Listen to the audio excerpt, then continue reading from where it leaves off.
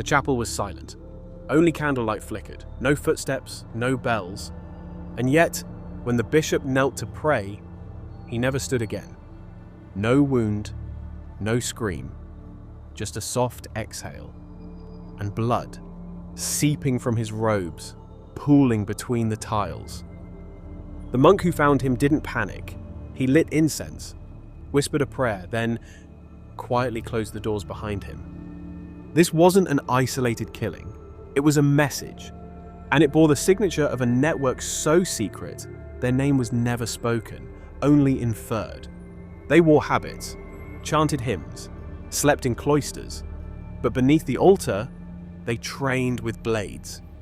Centuries before intelligence agencies or black ops units, there were rumors of a brotherhood within the brotherhood, a sect cloaked in scripture, bound by silence, and tasked with missions far holier than confession. They called them the shadow novices, or the quiet orders, but most simply called them the monks who killed. Their cover was perfect. Monasteries were exempt from search. Monks were seen as pious, harmless, above suspicion. And every kingdom, every court welcomed them. Some say they were inspired by the Hashashin of the East. Others believe they were born from within, an answer to corruption in the church or power-hungry kings who needed invisible hands.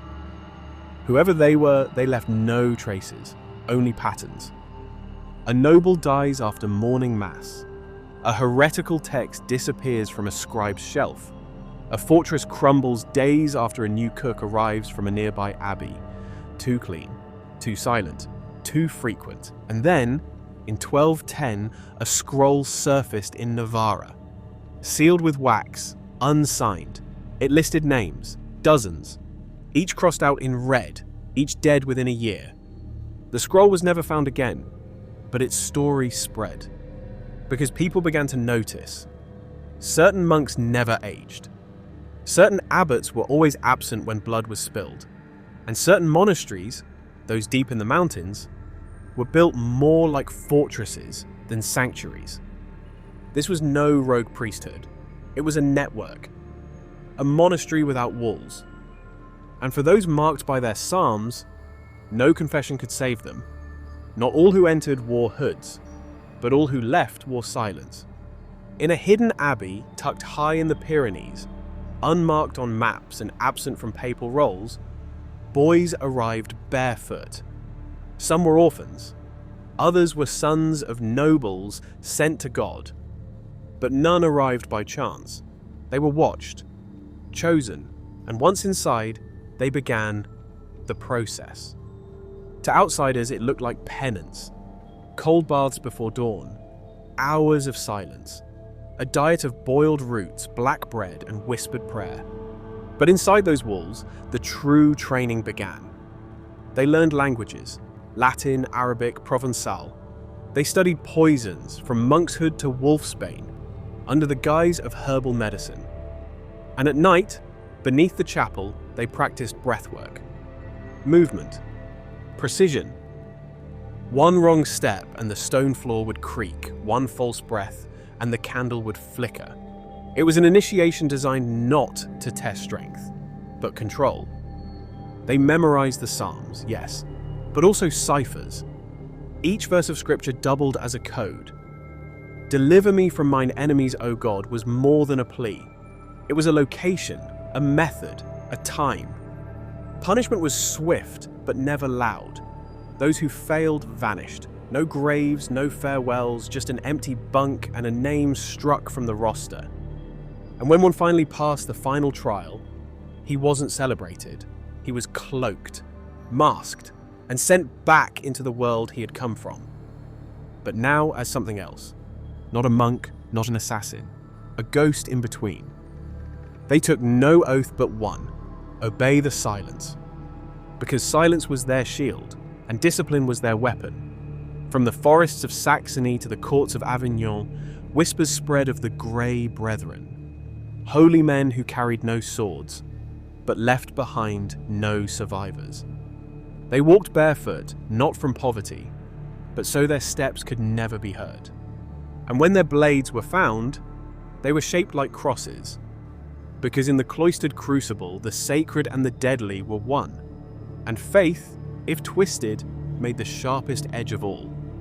He knelt before the altar, alone. No witness, no blessing, only a candle, a dagger, and a bowl of ink.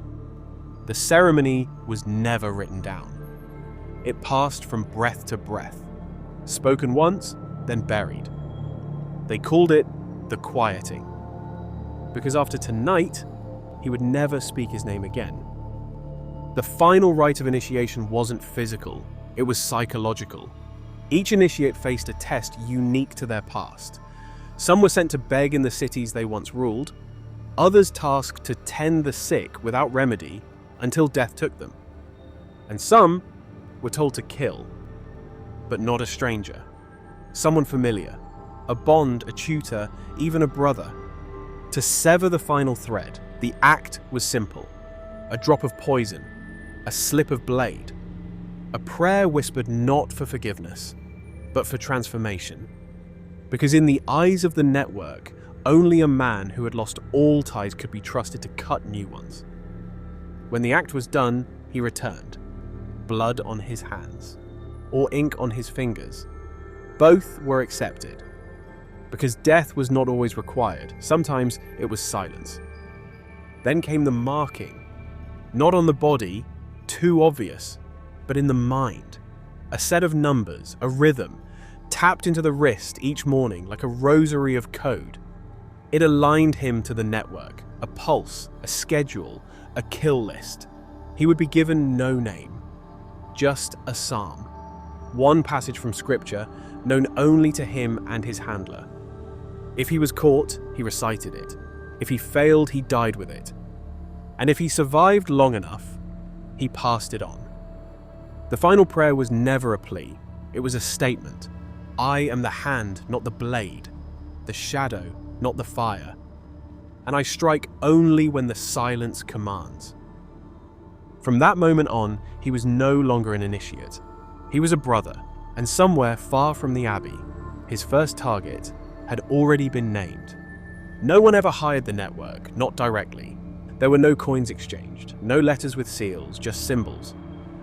A cross turned sideways, a psalm left half erased in a church registry, a loaf of bread left unsalted on a noble's doorstep.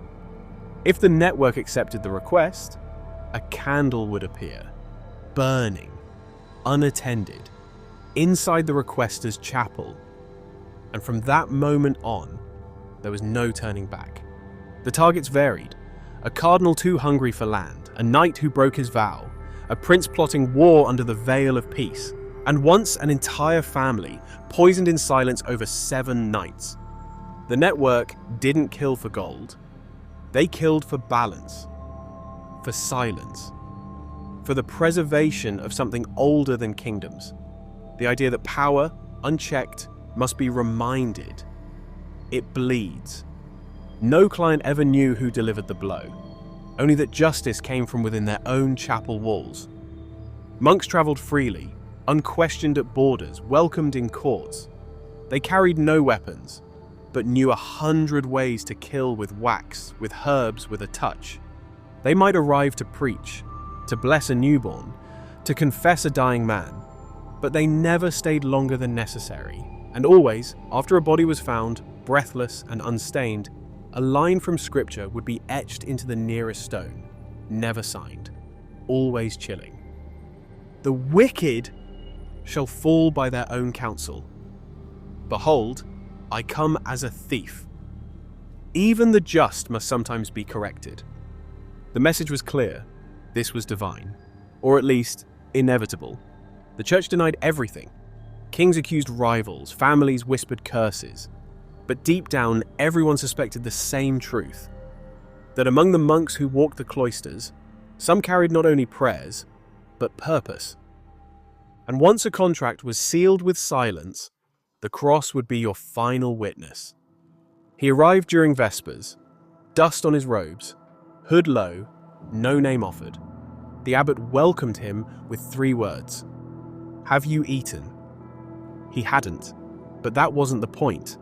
Because this monk, this visitor, wasn't seeking sanctuary. He was the sanctuary. A traveling brother, a cloister without walls. And inside his satchel, a psalter, a vial, and a folded map marked only in thorns. The network operated in layers. The outer ring, the visible monks, were real. Holy men, faithful. But among them moved others, silent, rotating, unnamed. They didn't stay long, 3 days maximum. Enough to observe, blend, and, if necessary, correct. Some abbeys were unaware, others complicit. A few were built by the network itself, designed not for worship but for operations. Hidden passages behind the choir stalls, secret doors beneath the sacristy, stone corridors that bypassed gates and led to mountain trails. These weren't strongholds, they were veins, carrying messages, men, and weapons cloaked in scripture. Every monastery had codes. If a candle was lit after compline, danger was near. If the psalm of the day repeated twice, a message was hidden in the readings. If a guest refused wine but accepted water, they carried an assignment. And if a brother stood facing east during morning bell, someone had died the night before. Outside, kingdoms rose and fell, kings warred, popes plotted, but the monks remained, present, invisible, patient. They didn't take sides. They removed obstacles. Once, a king in France sent 12 men to capture a heretic monk rumored to poison his rivals. They found him in a chapel near Lyon. He smiled, welcomed them, sat with them. By dawn, 5 had vanished. The rest left silent, heads bowed. None ever spoke of what they saw, because this was the truth behind the hooded robe. It wasn't piety, it was permission. And the moment a monk raised his eyes and said, "Peace be upon you," you prayed that peace was not what he'd come to take. There was no antidote, only preparation. In the mountain libraries of Montserrat, buried beneath Gregorian chants and ink-stained scrolls, a different kind of scripture was copied, one not meant for salvation. The poisoner's psalm, they called it. A misnomer, there was no actual psalm, only formulas hidden in verse. "Lead me beside still waters," meant belladonna, administered cold. "He maketh me to lie down," referred to monkshood, ground fine and soaked in wine. Each line of scripture had a double meaning, each recipe a funeral in disguise. The monks weren't alchemists, they didn't chase gold, they chased silence. Their poisons weren't meant to terrify, they were meant to confuse, to mimic plague, to mimic grief, to make sure the only question asked after death was, why now? Not who or how. In Milan, a duke collapsed mid-sermon. Cause overwork, the physician said. 3 days later, the physician was found drowned. And in his pocket, a page from Psalms, folded into a triangle. In London, a heretic's heart burst after communion. No wounds, no marks. But the altar wine had smelled faintly of rosemary, an old monastic remedy, too strong and it seizes the lungs. And in Avignon, an entire tribunal vanished. 6 men, last seen drinking tea with a traveling friar fluent in 5 languages and fond of honey. The honey was real, the spoon was not. It had been carved from toxic yew, hollowed to deliver the final breath. The network's strength wasn't in their tools, it was in their timing. A servant delayed, a cup swapped, a candle moved slightly left. Each gesture a note in the deadliest hymn ever composed. Because to them, poison wasn't cruelty, it was precision. Surgery for the soul of a kingdom. And when the final breath came quietly, no gasp, no scream, they called it mercy. Not because the target deserved it, but because the world did. Not every target died surprised. Some knew, and they waited. One was a cardinal in Cologne, once a patron of the network. He had sent them after rivals, sanctioned deaths in the name of order. But power makes poor friends, and soon he asked them to remove a bishop too pious to bribe. The message came back simple: the network serves silence, not ambition. 2 weeks later, the cardinal hosted a feast. Each guest was handpicked, each servant searched, even the wine came sealed from Rome. Still, he died. A thin stream of blood down his ear, no mark. Just the sound of dripping on the chapel floor. No one claimed responsibility, but 3 candles were found burned to the base in his private quarters, each aligned to a triangle. The sign had been left. In the courts of Sicily, a merchant prince built an empire of bribes and secrets. He knew a monk would come, so he tried to preempt it, sent armed men to raid nearby abbeys. They found nothing, except a single page nailed to a cell wall. No man can add a cubit to his life by worry. He fled to sea, died of fever 5 days into the voyage. No passengers were ill, except the cook, who vanished at port. And in Lisbon, a queen who'd poisoned her husband suspected a reckoning. So she took the veil herself, built her own chapel, prayed each day in Latin and fear. She died in her sleep. No violence, just a mirror shattered beside her bed, reflecting the flicker of a candle she hadn't lit. These weren't revenge killings, they were corrections. The network didn't strike in anger, they struck in balance. The targets who knew they'd crossed a line never begged for mercy. They knew none would come, only silence. And a psalm, whispered as they fell. Not by an enemy, but by someone they might have once confessed to. Because the deadliest blade in the Brotherhood was the one the target never doubted. Borders meant nothing to them. No customs, no flags, no allegiance, just robes and silence. The network flowed across Europe like mist, through mountain passes, abbey routes, and trade roads no map dared draw. From Moorish Spain to the Black Forest, from the steppes of Hungary to the alleys of Cairo, in every region they adapted. In the Ottoman East, they posed as Sufi mystics, robes the same, prayers altered. In Frankish lands, they blended with Benedictines, chanting psalms by day, slipping out by night. In the Holy Land, they traveled as lepers, untouched, unquestioned. Their secret? Language. Not just Latin or Greek, but gesture. They could read a nod in Florence, a blink in Tunis, a finger tap in Prague. A monk at a crossroads would pause, tie his belt left over right.